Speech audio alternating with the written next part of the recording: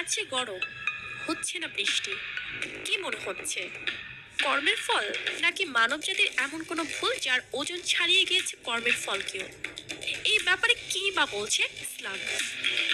শেষ নবী হজরত মুহাম্মদ সাল্লাল্লাহু আলাইহি ওয়াসাল্লাম বলেছেন, হে মুহাজিরগণ, তোমরা পাঁচটি বিষয়ে পরীক্ষার সম্মুখীন হবে, তবে আমি আল্লাহর কাছে আশ্রয় প্রার্থনা করছি যেন তোমরা তার সম্মুখীন না হও। যখন কোনো জাতির মধ্যে প্রকাশ্যে অশ্লীলতা ছড়িয়ে পড়ে, তখন সেখানে মহামারী আকারে প্লেগ রোগের প্রাদুর্ভাব দেখা দেয়। তাছাড়া এমন সব ব্যাধির উদ্ভব হয় যা পূর্বেকার লোকদের মধ্যে কখনো দেখা যায়নি। যখন কোনো জাতি ওজন ও পরিমাপে কারচুপি করে, তখন তাদের ওপর নেমে আসে দুর্ভিক্ষ এবং কঠিন বিপদ মুসিবত।